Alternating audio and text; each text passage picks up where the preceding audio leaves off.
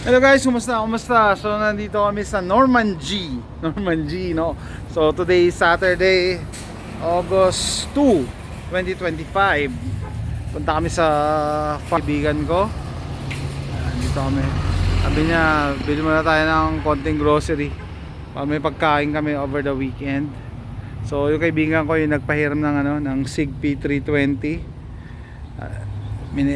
Sinabihan niya ako na pupunta daw siya Tapos sabi niya, oh, sama ka. Sabi ko, sige. Parang nagiging trend na sa akin yan na yung instant na lakad Kasi na-observe ko talaga, no? Yung mga biglaang lakad, yan pa yung natutuloy Kasi yung matagal na plano. Ang footage to, yeah. We're almost here.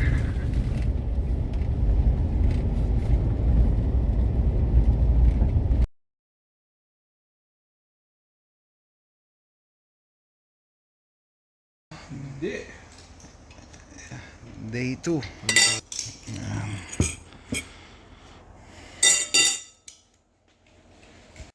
Okay guys, time to go back home. No, Sunday morning. Magsisimba kami ng misis ko mamaya hapon, mga 6. So nangyari, kahapon nag-shoot kami. And then nag-dinner, tapos kwentuhan kami. Antok na ako, 10 o'clock pa lang. Pero nagising ako ng 1 o'clock.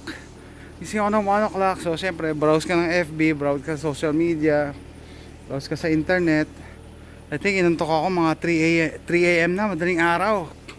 So sabi ko nga kanina, no, kahit more than 1 week na, siguro nag-a-adjust pa rin ako sa tulog. Nag-a-adjust pa rin ako. Tapos ito malupit. Nung nagising ako ng 1 AM, sabi ko, naiihi ako. Napaisip ako, sabi ko, baka mamaya mabaril ako ng kasama ko. Kasi baka alam mo yun, yung baka maalimpungatan siya, hindi niya alam na may kasama siya. Ang daming baril sa bahay. Tapos nakahiga ako ganyan, may mga baril nga dito sa sa table. Sabi ko, andito yung mga baril, pero I'm sure may mga baril pa siya doon sa kwarto niya.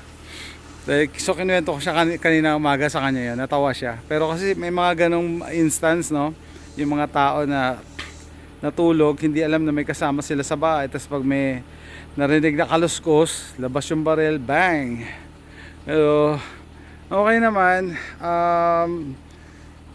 Yung kagabi, pinag-usapan talaga namin, parang dinidecipher namin yung problema nung 7.62/39. Bakit siya nagsi-single shot? Siguro 4 na beses ko na yun dinala sa gun range or sa property. Single shot siya. So maganda pag dalawa kayong gun guy na nagdi-DIY, no? Made-decipher niya talaga. So una, nakita niya na yung gas block umusog na. So inusog namin.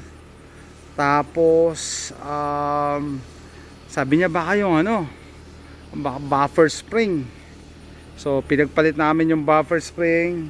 Tapos sabi niya baka magazine. So pinagpalit ko, 2 magazine ko Hindi pa rin yung magazine. Tapos baka daw BCG, pero hindi malabo na BCG yon. Kasi nung inalay namin yung buffer spring, inalay namin yung gas port, nag-cycle na ng isang beses, pero yung pangalawang putok, yung bala hindi nag-extract, naiiwan sa gitna. So biglang nag-pop. Sabi niya, alam ko na ako anong problema niyan, yung O-ring, rubber O-ring ng extractor, which is true enough, wala pala. So a long time ago, siguro tong upper na to, 3 years ko na tong binili, a long time ago.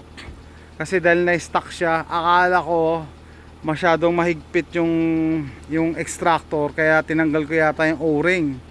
So ngayon, yun naman na nagpapajam dahil walang O-ring. Ay nako, kaya yun ang maganda, no, pagka nagdi-DIY ka, inaalam mo yung problema mo ng barrel, kasi basically pare-pares lang naman ng mga reasons yan bakit yan nagja-jam Kaya yun, mission accomplished. Tumatakbo na yung 7.62/39, and surprisingly yung iba kong barrel din tumatakbo na, lalo na yung polymer 80. Nabubisit na ako sa polymer 80 ko, hindi gumagana, pero ngayon gumagana na rin.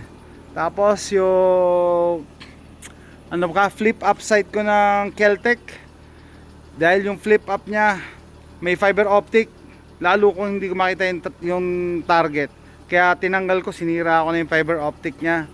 Ngayon it shoots better, no? Tapos syempre CMMG 22LR, reliable pa rin. Ayan guys, yan po ang aking weekend. Yan po ang aking weekend dito sa property na kaibigan ko, kanyang mini. Ayan, ano siyang ano. So with that, pabalik. See you next time. Bye.